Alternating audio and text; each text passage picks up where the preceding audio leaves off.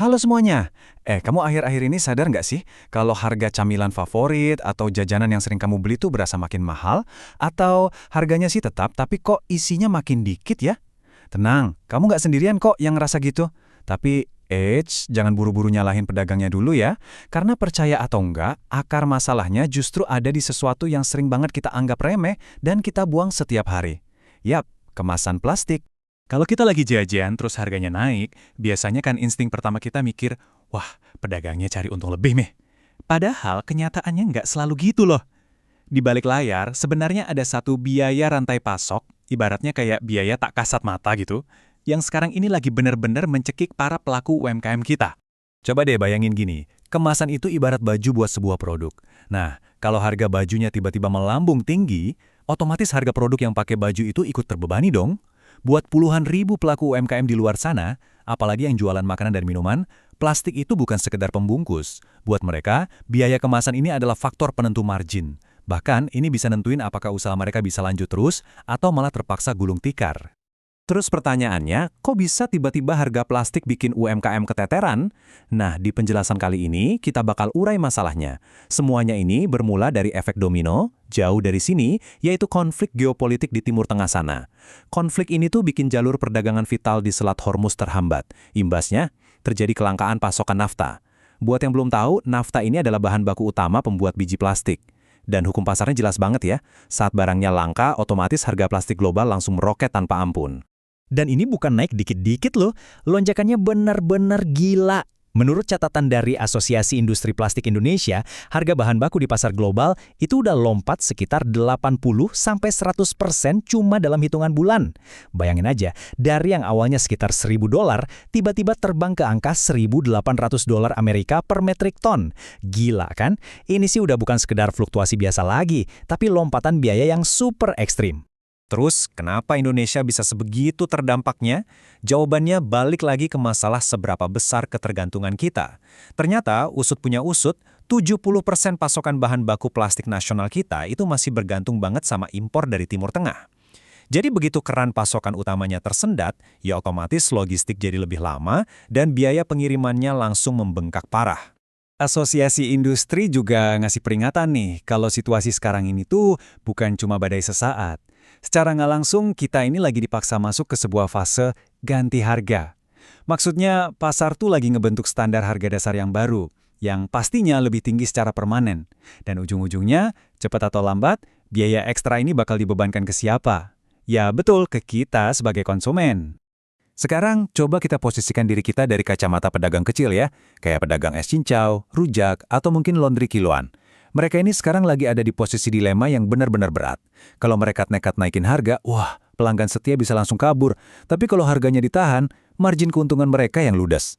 Mau ngurangin porsi, siap-siap deh diprotes pembeli. Mau ganti kemasan juga, kan butuh modal lagi. Kalau terus-terusan nombok, ya pilihannya tinggal satu, terpaksa tutup.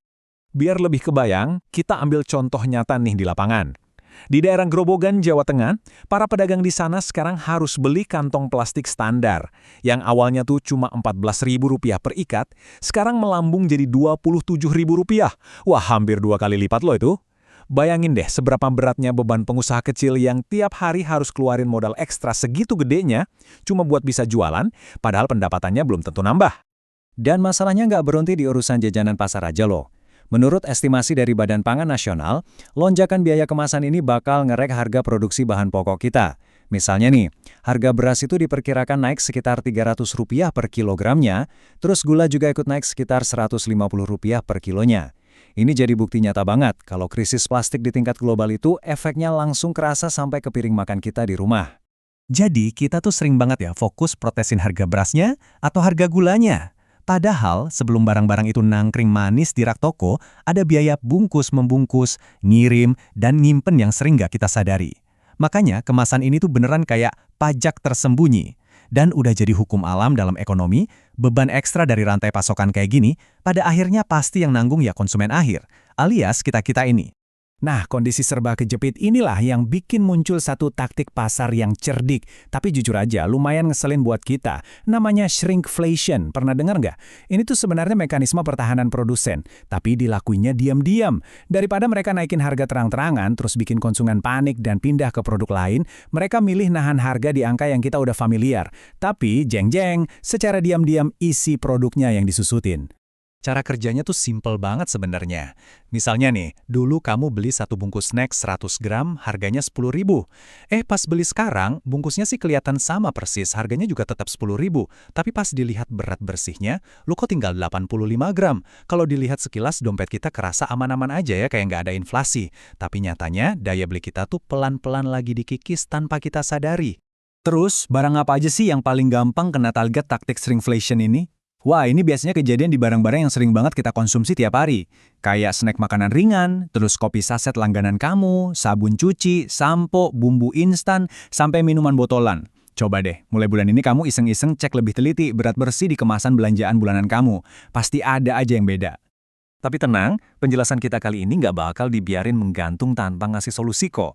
Kita kan nggak mau ya masalah harga kemasan ini pelan-pelan ngancurin roda ekonomi lokal kita.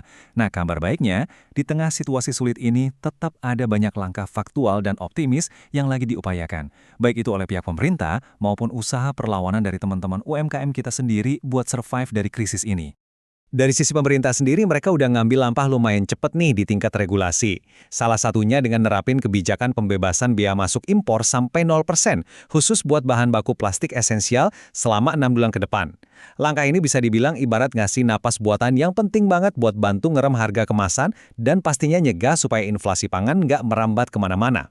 Nah, buat praktiknya di lapangan, teman-teman UMKM juga punya beberapa taktik jitu buat bertahan. Pertama, bisa coba akali dengan beralih ke kemasan yang sedikit lebih tipis tapi pastinya tetap aman buat produk. Kedua, bisa patungan barang komunitas sesama pedagang buat beli plastik langsung dalam partai besar biar dapat harga grosir. Atau yang ketiga nih, kasih aja diskon khusus buat pembeli yang mau bawa wadah sendiri. Selain ampuh banget buat potong biaya operasional, cara ini juga sukses bikin pelanggan makin loyal loh. Dan ini dia poin yang menurutku daging banget. Satu wawasan bisnis yang paling krusial sekarang ini adalah kelincahan ngatur keuangan. Jadi gini, banyak UMKM itu sebenarnya rugi bukan gara-gara dagangannya nggak laku, tapi karena mereka nggak sadar biaya pokoknya udah melambung. Mulai sekarang, UMKM tuh udah nggak bisa lagi santai-santai ngitung harga pokok penjualan atau HPP sebulan sekali. Harus mulai rajin dihitung ulang setiap minggu.